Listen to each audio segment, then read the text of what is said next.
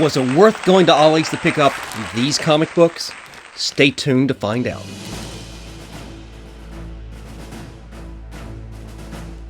Welcome back, comic book fans. This is Rusty again with Collector Auctions, and first off, I have to apologize. My voice is a little rough, running a little bit of a spring cold right here, but I'm going to trudge through this, and we'll try to get this episode done, hopefully without me coughing too much today. But let me get into this episode here. I went to Ollie's. Whoops, got the books upside down. Went to Ollie's on this same trip from the last two episodes, my trip to Southern West Virginia, where I stopped off at an antique mall and found some comics. I stopped at a shop down in Salem, Virginia, and had a very good experience there. I hope you guys check out both of those episodes. But on this same trip, I went to the local Ollie's in my hometown in West Virginia, and I wanted to see what kind of comics that they had there. Now, I know that they've had comics in the past, and I've picked up comics in the past, and many of those weren't worth too much. I did find a few gems here and there in the past, but I found that learning how to clean and press, I used a lot of those books that I found there as experimental books I could work on and wouldn't worry about damage them as I learned how to clean and press. But I've been seeing some videos on YouTube recently where some new packs and some new comics have come in, so I decided to go down and find out for myself. So I picked up a bunch of packs. And what we're going to do here is we're going to open these up and we're going to see what's in them. I mean, you can tell what's on the front and the back, but you can't really tell what's in the middle. So I definitely went off of the books that I could see to see what's in the middle of these, to see what's in them, really. And what I'll do is I'll go through the books, and after the video is done, I'll put some graphics on the screen and we'll total up what some values are on these books. I'm not sure if I'm going to do it raw or if I'm going to look at them if they were graded. I may do a little bit of both, but I'll figure that out after I do the video today.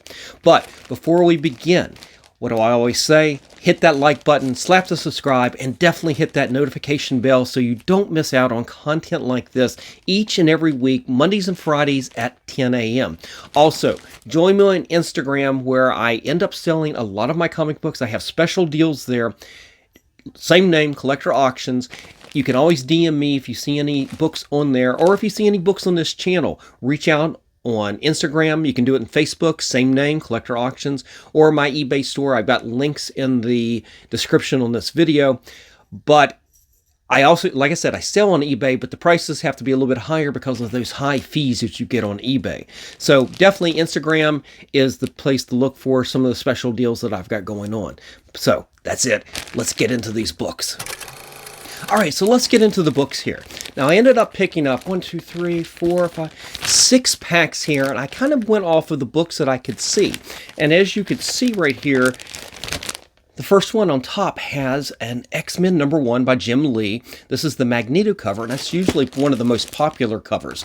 And as I said, I picked these packs up. They're $6 a piece, and I went off of the books that I could see in here. There's 5 books in every pack. And as you can see, you got issue 281 right here in the back. This is Uncanny X-Men. This is one issue before they introduced Bishop. So I decided that I'd pick these up. I based it on the books I could see. I picked up several of these with the Magneto cover, because if you can get those in high grade and get them graded, they're still good $100 CGC 9.8s if you can get that. You can see I found a Fantastic Four 276. This one this one was issue number 280. Not too much value on that one, but this one here had Detective Comics number 600, and it's a square bound, and it looks like it's in really good shape.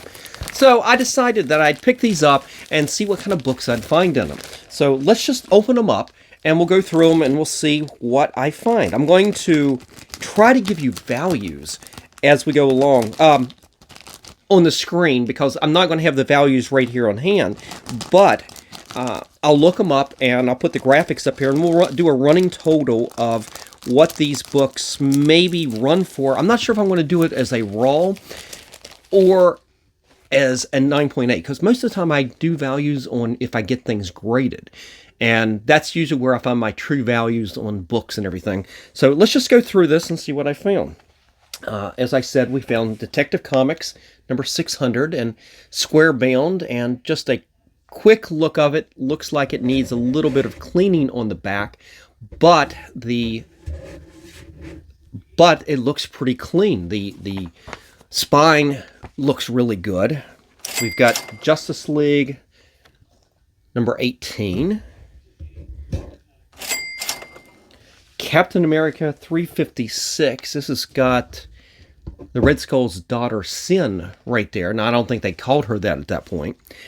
We've got Captain America 357. That's part of that Bloodstone storyline that was pretty good. It actually was a storyline that introduced Crossbones. I don't think this was the first issue with him in it, but that's a pretty... If you guys ever go back, reread that Bloodstone storyline. That was some really good storytelling. I wasn't a particular fan of the artwork, but the story itself was really good, and it introduced Diamondback and the love story between her and Captain America, which was kind of out of left field, but that was really, just an interesting take on Captain America at that time.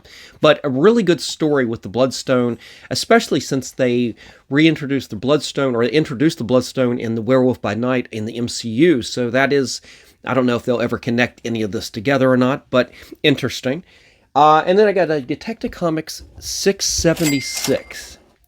So that was the first pack. The wonderful Kelly Jones cover right there. All right, second pack. Now, I definitely bought that first pack based on that Detective Comics 600. And I'm pretty sure that there's definitely some value on that book at a high grade. But I'll look it up. I'll put it on the screen. You guys can find out for yourselves at that point. All right, second pack. Now, this is the pack that had X-Men 280.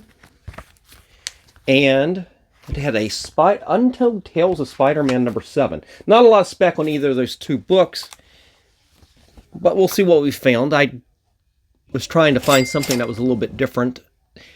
We've got X-Force number 5. I'm pretty sure that's just a pretty common X-Force book. These books were really overprinted at the time, so I doubt that there's a lot of value, either graded or raw. Venom. This is part of that Carnage Unleashed. This is number 3. I think this is out of miniseries. Number 3 out of 4. Now, here's a good book. This is the first full appearance of Bishop. This is actually really good. 283. This, of course, the second appearance, or first full appearance, second cover of Bishop. So this one actually has a little bit of value. So it would be interesting to see what that book's worth right now. I haven't actually ever got this one graded, so I'll be interested to see what that one... That's definitely the big winner out of this batch. And, of course, there's that Untold Tales of Spider-Man. So, one really good book out of this, and we'll find out what the other ones are worth as I go through. Now, guys, I'm going to try to do this pretty quick today. I don't want to... I'm not feeling all that good with the cold I got running right now. But I didn't want to miss out getting you guys an episode and show you some of what I got in my last travels and everything. All right, so here's that pack that I picked up that had Fantastic Four 276. So we'll start with that one. Now, I know I've gotten this one graded. It's got some surprising value if you can get that 9.8. It's a Mephisto story, so it's got some surprising value, so that's why I went ahead and picked that one up. And I definitely looked at the pack to make sure that it didn't have any spine ticks that I could see.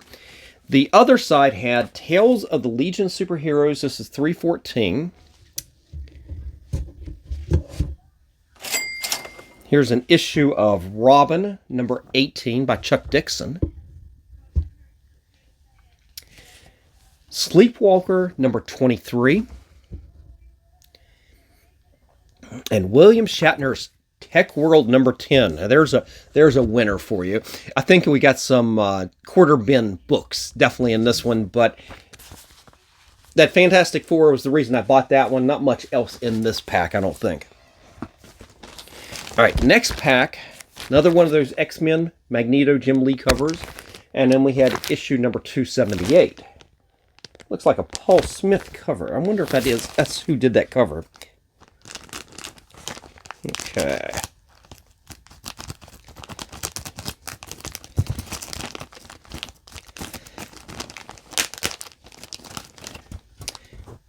Let's see if we can get this open. All right. All right, let's start with that Magneto cover. X-Men number 1. Oh, look, another X-Force number 5. Oh, here's a good book. This is Venom, Lethal Protector number 3. That one's got some value on it if you can get that graded at a 9.8. And, wow, another X-Force number 5. I think I'm up to 3 on that one. And, of course, here's that X-Men 278. So, a couple of good books in that. Of course, that X-Men Magneto cover, and then the one with Venom there. Venom number 3. That's a pretty good book. Those early Venom Lethal Protector books are actually worth some money. The first issue, of course, with that foil cover is actually really desirable. And I think issue 4 is a really good book as well. But issues 2 and 3 actually have some surprising value, so we'll find out. I'll look it up. We'll put it on the screen for you guys. All right, the next pack, again, another X-Men Magneto cover. Another X-Men 281. It's the same first and last book of the same pack that I picked up. I did a few packs ago. We'll see if the books are any different. So let's start with these. Oh, and you got another X-Force number 5. Guys, if you need an X-Force number 5, reach out to me. I'll be glad to send one of these to you. Now here's a interesting book. It looks pretty damaged. This is Vigilante number 35. It's got a big old crease right through the cover right there. So there's definitely a reader comic. Here is X-Men 255. It's one issue before my favorite Jim Lee X-Men book 256 with the reintroduction of Psylocke. And of course, then we've got another X-Men number 1 cover. So that's not a bad little pack. I mean, the value is in this book right there. I bought 3 of these. So I've got another X-Men cover, another 281, and let's see what we've got in this one. This is the last pack. So it'll be interesting to see what the overall value of this. Again, I said I ended up paying $6 a piece for these. So not a big investment. There's 281. So those 2 books. Another X-Force number 5. I must have had a ton of these. A Vigilante number 32. That was a fun series. I really enjoyed the Vigilante series. And then we had X-Men 250. So nothing to set the world on fire, but these were some interesting books to pick up for not a lot of money, and I had fun picking them up, and I got some good books out of here, and I'm definitely got some 2 X-Men number 1s Magneto covers to try to get into the shop to clean and press and possibly get those graded. We'll see if the values are worth getting anything graded at this point, but otherwise, a fun little trip to Ollie's. I hope you enjoyed this opening of all of these packs right here. So tell me, was it worth going to Ollie's to pick up these comic books? I think some of these are going to be pretty good. Those X-Men number 1s are going to be fine. The X-Men 283, I think, is going to be worth something. The rest of it, for the most part, is just filler for the books. It's dollar bin type books and everything. So I'm going to be some good reads in there. But there's a few X-Men books. I don't think any of the rest of them were keys or anything. But interesting, I didn't spend a lot. Guys, have you ever gone to Ollie's and picked up anything? And did you get anything good? Let me know by leaving a comment in the comment section. But that's it, guys. That's it for today. I'm getting out of here. I don't feel good.